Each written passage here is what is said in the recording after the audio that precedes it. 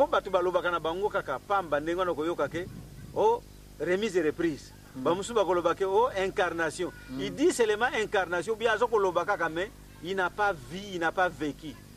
Mais l'homme qui vous parle o azo koloba nzinga muzombo donc il a vu et il a vécu ce que nous entendons parler o bazo koloba ke incarnation ya papa Simon Kimbangu Kianga soki elekela ndenge ni. Alors ezalaka le 4 décembre kaka na 1999 wana na le 4 décembre papa Mfuma Mbanza atindi ngai alobi yebisa papa Simon Kimbangu Kiangani avant azonga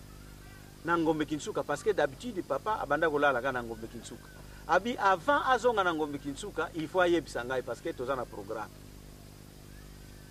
ngai nde nazalaka porte parole to message wana na keko yebisa papa Simon ndenge aza wana ngabi papa lobi avant okatsa Ngombe Kinsuka il faut ye ayeba ye atuninga ye papa Simon ndenge aza wana atuninga lobi oh kasi mikolo nyonso to avant ngana kende na lakaka papa est-ce que ngana koko kende sake na laka ngabi te ye mutu atininga na yako yebisa lobi mbo likambo te na avant na kende na kolaka ye kaka bon problème ezate to vandi toute la journée ti to komi vers 22 heures. Alors papa nde atuni alobi est-ce que na ndako oyo wana tokoti déjà na résidence ya sika papa tuni est-ce que na ndako oyo tozana bambeto boni awo tolobi no papa jusque la mbeto moko kaka oya yo bambeto musu nano ekota te papa tuni oh est-ce que tozana canapé te lobi no canapé ekoki kozala abimbo boluka bilamba ya kitoko bopesa na papa Simon azala ne na canapé toluki bilamba kitoko nake koyebisa papa Simon ngabi papa lobi vandano na canapé awo yepe akamati bilambana avandi ne na canapé to vandi na biso ayebisi biso mibale ngai na kayomo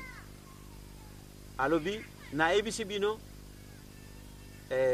bomi bongisa to bobongama na lingi su gauche à droite te na minute biso tozali donc mutu akende su gauche droite te bobongama boyoki ingeta papa bon ko bongama na biso to yebaki te problème ni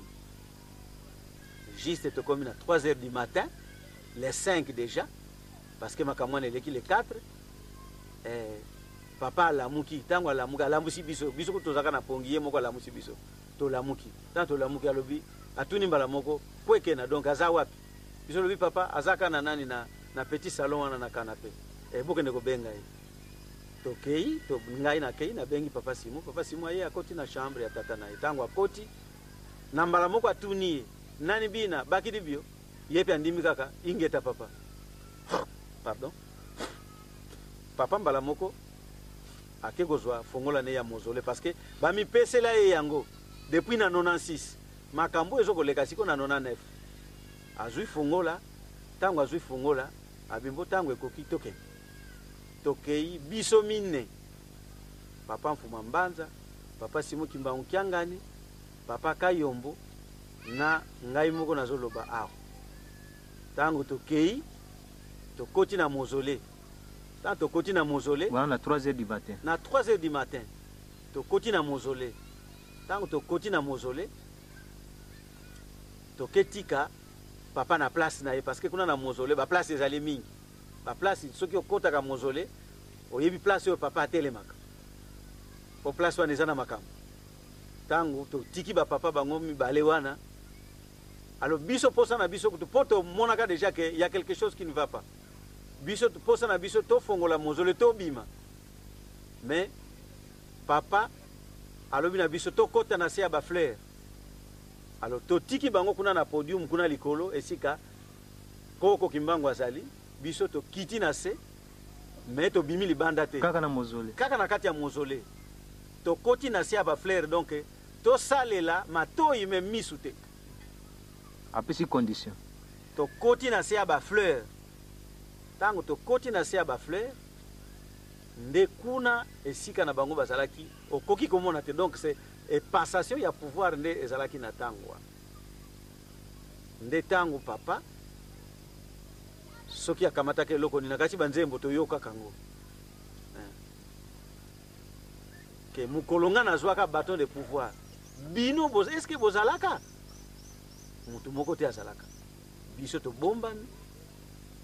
nde tango tozokoyoka na matoi papa Mfuma Mbanza aza koloba na papa Simon Kimbangu Kiangani